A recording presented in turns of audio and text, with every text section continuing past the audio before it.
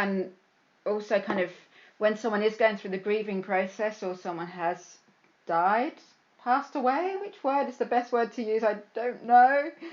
Is that people kind I would say Passover. Okay, Passover. Is that people kind of tell you how you're supposed to feel all the time? Oh, you must be feeling sad. You must be feeling this. And no, just ask me how I am and listen to my response. Stop telling me how I'm supposed to be feeling. Otherwise, I'm going to get very angry and punch you. But I never did that. No. You see, that's a good way. That's a good answer as well. You've answered your own question. That would be something I'd love to say. I would. But I've said it once just to my dear friend Jill, who I do go on about, that gets half a cup of tea.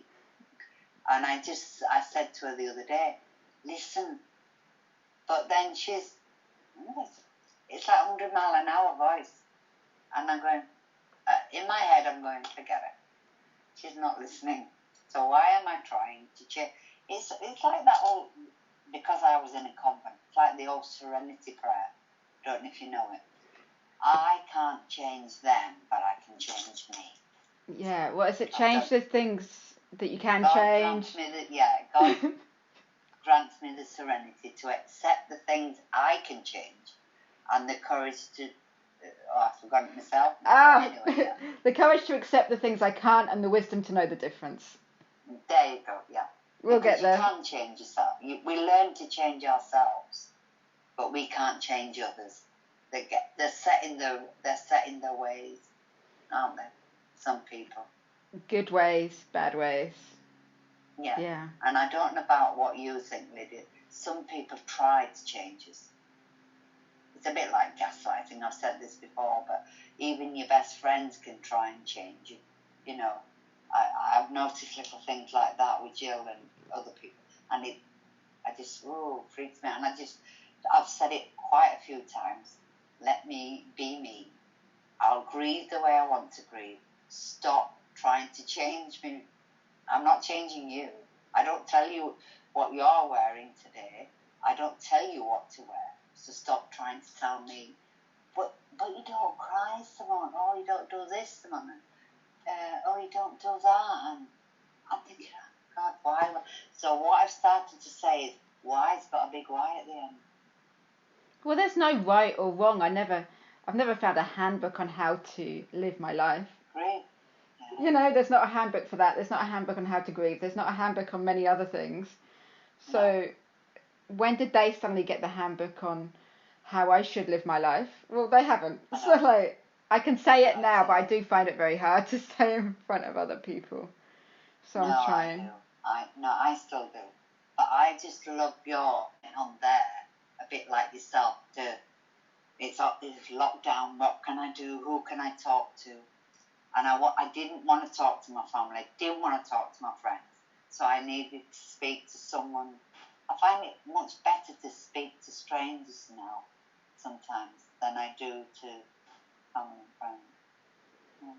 Yeah, it's different relationship. Yeah. Is there anything else that you would like to say about grieving, the grieving process, or how others could help you with it, or how you've coped with it? Big question, I know. I just wondered if you'd anything else you'd like to say. I think for me, the way I've coped with it is learning to let go of what was the wrong things in either Shannon's life or my mum's life. I don't want to talk about my dad.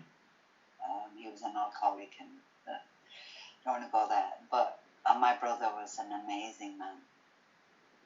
Maybe she'll do another session on that one, but he was just an amazing friend, brother, protected me in the convent, and he had his moments, and I have mine. I'm not perfect, but it's not advice, but I would, if somebody was in the room now, I would say, just learn to let go of the sad things that they might have done in their life, and remember the positive things, and keep that close to you.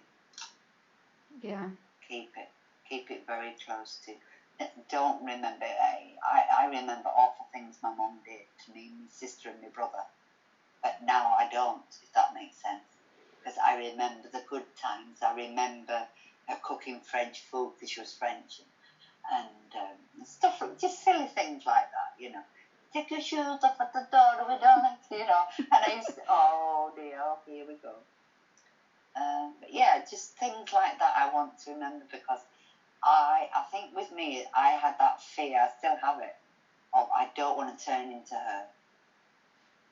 Does that make sense, Lydia? Yeah. Yeah, I think so. Yeah. I didn't want to, because my daughter, I never told her this, just briefly, she said to me, Mum, you're going to end up being like my nana. And I said, no. She says, you are. And then as the years went on, she went, oh, thank God you realise that, you know, you can't carry that bitterness. You can't carry that painful past that you've been carrying. And so I learned slowly through counselling and CBT how to work through it. It's not easy, I'm telling you. I'm still learning today. It's such hard work. Yeah, I find that it's an invisible stick, but it's a stick, and not hit myself over the head for feeling sad or feeling happy or however I'm feeling or whatever thoughts I've had, just because somebody else thinks they're not the right ones. That's okay. You know, not to beat myself up. You know, if I don't cry on her anniversary, if I cry on the day before, or if I cry, you know, in the middle of September, and she died, she didn't die in September, you know, and I think that's okay, you know, and just do things when my body and my head just feels it's ready for me, not because somebody else is telling me. Because, like I mentioned, there is no handbook. I've learned as well through when I've worked with other people that have come to see people on the wards dying, and they've come up to me afterwards and they've said, oh, I feel so guilty about this. And then when I left and I retired from nursing, I started to say, oh, I feel guilty that I didn't do this for Shannon and I didn't do this for my mum. But now I've learnt to say to people, not advise them, I've just said, just try not to carry the guilt, because it's their path, not yours. Yeah, you know? And both of us have got a lot of living to do in our different ways. Yeah, absolutely. You know, absolutely. I could be it till Christmas, I could be it till, I don't know.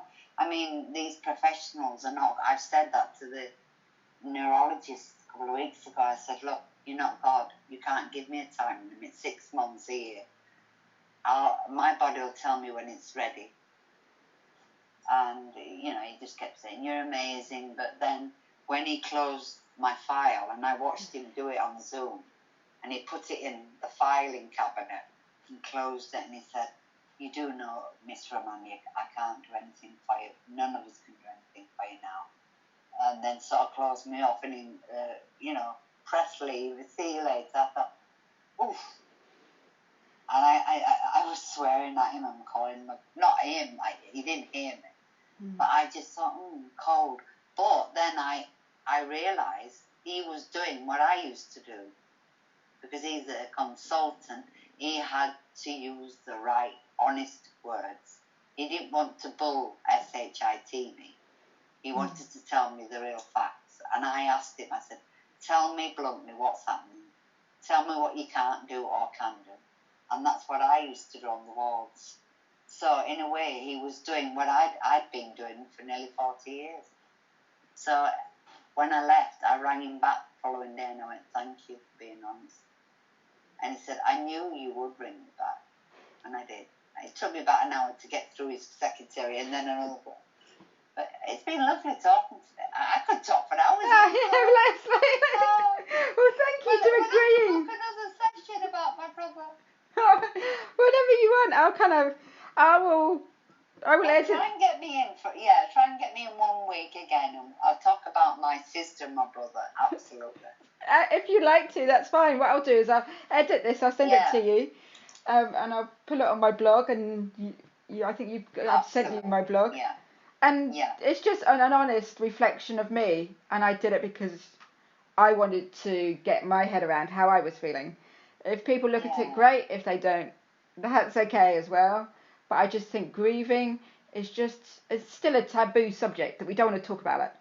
Or we'll talk about it for the first week, and then that's it. But actually it doesn't, it lasts longer than a week, and it comes and bites you on the bum when you least expect it as well. That's what I like about you. You're such an amazing person, because like you said, it's like a taboo. Oh, we mustn't talk about it. And it was the same in the convent. We couldn't talk about it. It was a sin to have a period in the convent, so we couldn't talk about it.